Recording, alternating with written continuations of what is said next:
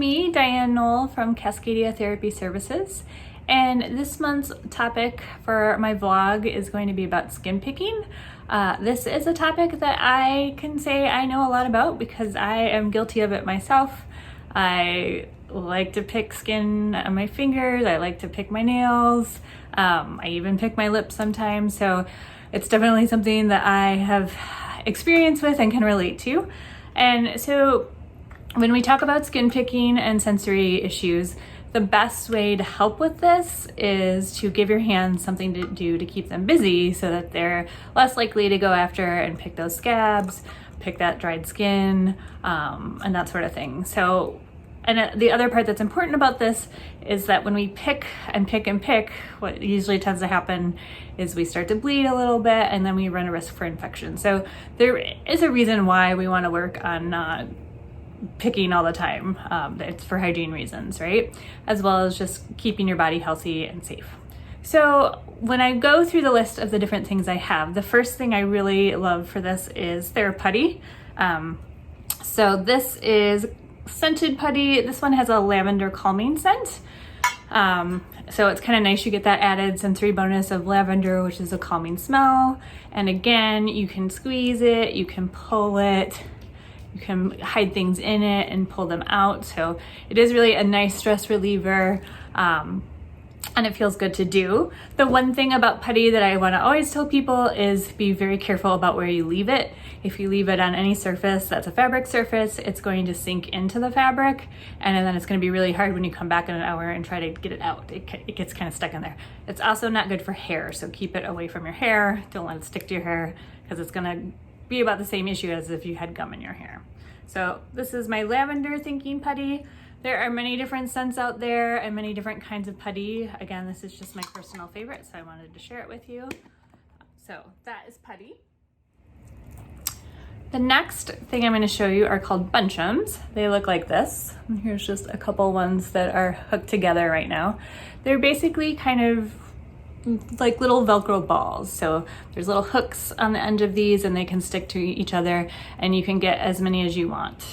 They usually come in packages of 30 or more because they're meant to be toys for kids. But again, they're great for adult use as well because you can put them in your pocket and you can fidget with them in your pocket, one or two, get that same sensation as picking, but no one has to know that they're even in your pocket because they're that small. And then as well as just, they're a great little hand fidget to have at your desk, to sit on the couch while you're watching TV, and they're pretty inconspicuous and you can take anywhere. So again, I really like these. They're great for just some manipulation for your fingers and getting that feeling kind of under your nails that you usually get from picking. It'll give you the same sensation. So these again, Bunchems, Bunchems.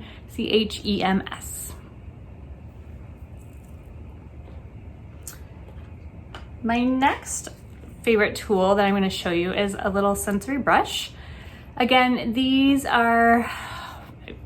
different ones out there, but basically they're surgical scrub brushes. So I'm going to pull that up a little bit closer. This one is specifically for sensory, but again, it's not going to make a huge difference what kind you get. I like this one for the same reason I like Bunchems, is you can kind of run your fingers over it. It gives kind of like that nice feedback under your nail bed again that you might like with picking. But again, small, easy to carry, very lightweight, and people don't even know, you need to know that it's in your lap. So this is a sensory brush. Okay, so now I'm going to talk about a couple things you can use if you are someone that really is maybe more of a seeker and really needs something with a lot of resistance for picking. The first one, very simple, a little Clementine. So peeling the peel off of these is great. Gives you that same sensation, can get under your nails, really makes you work your fingers more and gives you a lot more feedback than the other ones I've mentioned so far. And then once you get it open and peeled, you have an orange to eat. So this is another option out there for those of you that might need a little bit more heavy duty type of fidget to keep your hands busy. The last one that I'm going to recommend is what I would say the most heavy duty for pickers out there, and that is a wine cork. So a wine cork, you have to really work hard to get your fingers in there and pick it apart. And again, you're gonna get really good feedback under your nails if that's kind of what the satisfying part of picking for you. One thing I would recommend if you're gonna use a wine cork is that you have a little bowl nearby that you can put what you've picked off into, just to save yourself a little bit of the hassle of cleanup afterwards. So keep that in mind if you're gonna go this route. But it is, I have had several clients that I've had use this and they have really enjoyed it. And they do last a while because it does take a lot of work to pick them apart. So those are my top 5 sensory fidgets that I recommend for those that like to pick. Thank you so much for joining me today. If you have any questions, you can always email me at diane@cascadiatherapy.com.